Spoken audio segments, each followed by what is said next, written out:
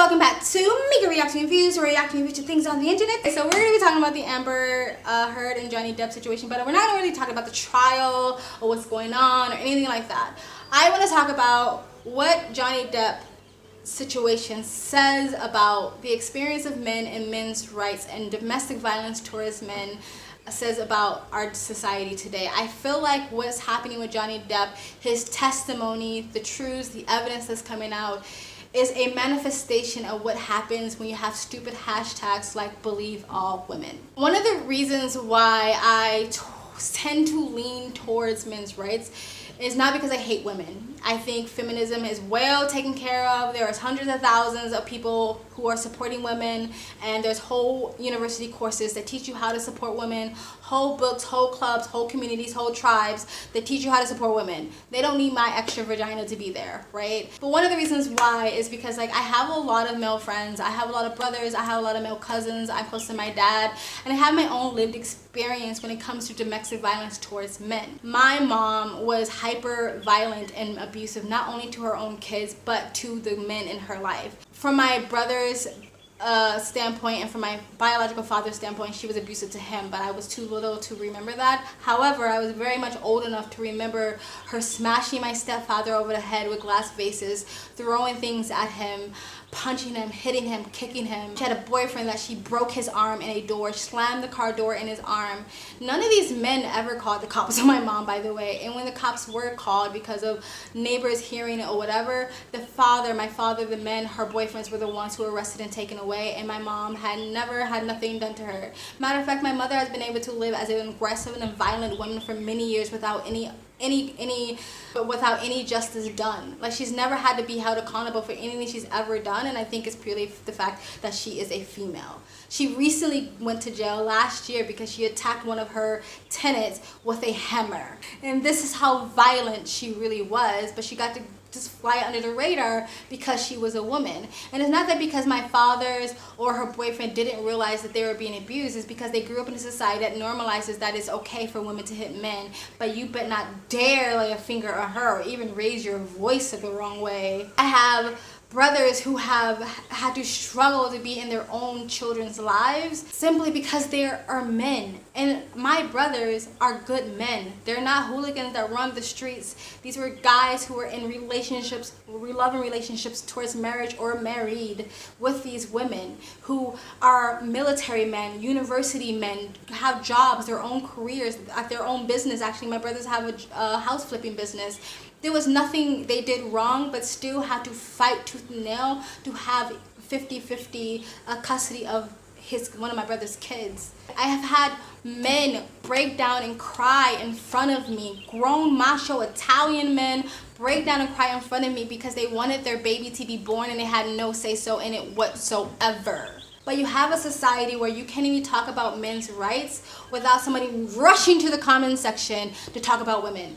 We get it. Women are victims. They can be victims. We understand that. But men can be victims too, and that is not where society has come yet. It's 2022 and we haven't evolved yet to get there. To understand when you have two people, give them both the benefit of the doubt until you hear all the evidence, and to stop normalizing that it's completely normal for women to be aggressive and violent and hitting on men to the point where men don't even see something wrong with it. I've heard men say, well, I'm a guy and I'm so privileged, so I should be able to just take it. No, you're a human being that also deserves some protection. You're a human being that also deserves to have your lived experience told and your point of view told, not to be shut down just because you have a penis. You have feminists out here that literally have created these undesirable labels towards women who stand up for men's rights and who dare to criticize women.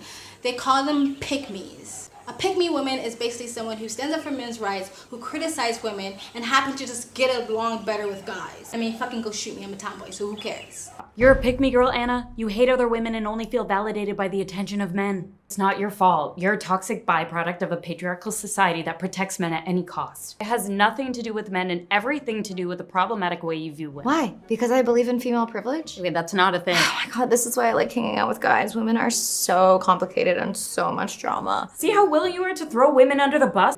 I guess I'm just not like other women. Okay, we didn't want to do this, but I think we have to. Come on, we have to show you. Pick me! Pick me! Pick me! I don't know. All my best friends are guys. I don't understand girls. I'd rather lose my right to vote than lose my right to bear arms. Welcome to the byproducts of the patriarchy. No, I don't want to be like this.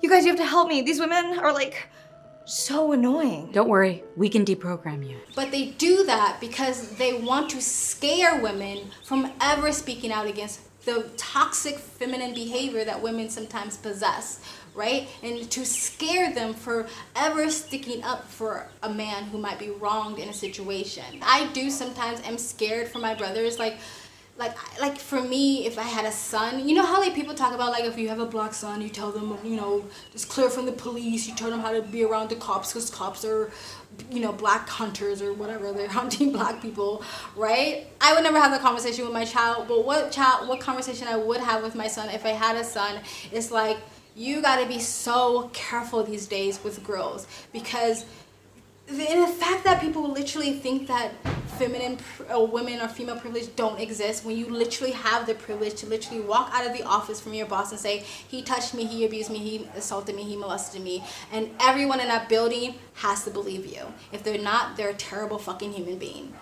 That is literally a superpower, to literally be able to ruin anyone's life just by the words that come out of your mouth. That is a superpower, not even just a privilege. And so I will teach my sons, you have to be so careful these days. The thing I don't want for men is to become the new oppressed class, because honestly that does nothing for anybody. Like, look at incels. Even though you might say like they have a reason to become an incel, they have horrible lived experience, becoming an incel really doesn't do anything beneficial to that person. They just become angry and bitter and lonely, right? That doesn't help that person thrive as well. I can understand a bit more of the MGTOW thing, but incel, that doesn't really help you as the individual, right? And if you look at the black community, if you look at women, if you look at the LGBTQ, whatever, all these communities that has been deemed oppressed, has it really helped them? Like, yeah, they might gain some privileges, but do they seem happier to you?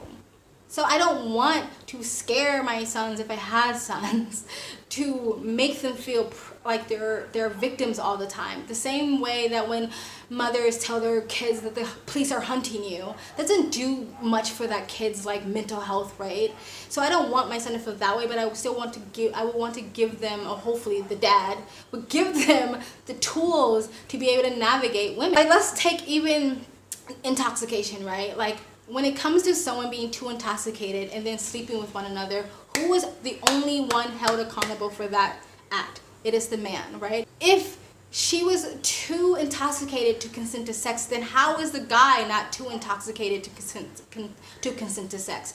Oh, because he can get a witty. You can get a witty and you can get wet even when you're being sexually assaulted, so that's really no excuse, right? So why is the guy the only one being held accountable when they're both for being too intoxicated to consent to sexual acts? And what to do with the whole like too intoxicated to consent to sex thing, I don't really know, but I think parents should teach their sons and daughters not to get so drunk where they can't remember what happened the next day. The more I watch the Amber Heard and Johnny Depp case, like, the more it actually makes me sad. And not that it wasn't always sad, I just feel like when it first came out, this case first started, I feel like people kind of looked at it as like, let me grab my popcorn, this is entertainment, oh my god, this is crazy.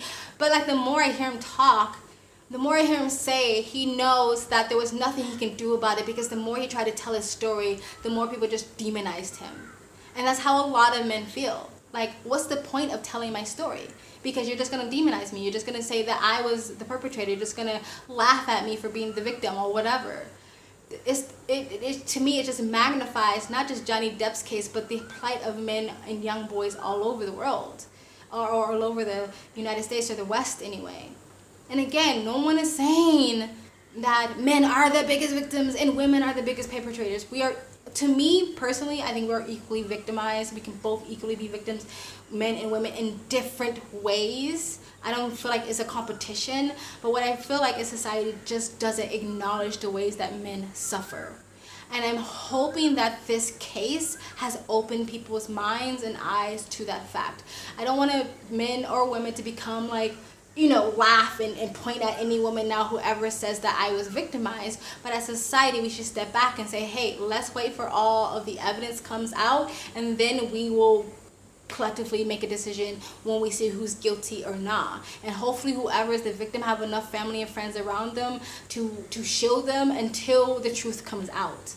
But don't rely on us to demonize someone before we hear all the facts. Anyway, that's it, guys. That's all I really wanted to say. Let me know in the comment section below what you think of this case and what you think, if this has done any good to bring to light men's suffering, or do you think this done nothing whatsoever? Let me know in the comment section below. Please like, comment, and subscribe. Hit the bell to get some notifications when I do upload. All of that really does help with the algorithm, guys. And if you'd like to support this channel even further, you can donate. My PayPal, my link is in the description box below. And also in the comment section, of course it helps, but you don't have to. You can just like, comment, and subscribe. Another good way to support this channel is either join my brand new membership program, different levels, different tiers, different perks, or you can visit my brand new merch shop, links down below. I also have a second travel vlog channel at Travel as a Lifestyle, where I live abroad. If you'd like to know where I am in the world, you can go to the description box below, and also in the comment section, hit the link, go subscribe to my travel vlog channel, and or follow me on my travel Instagram.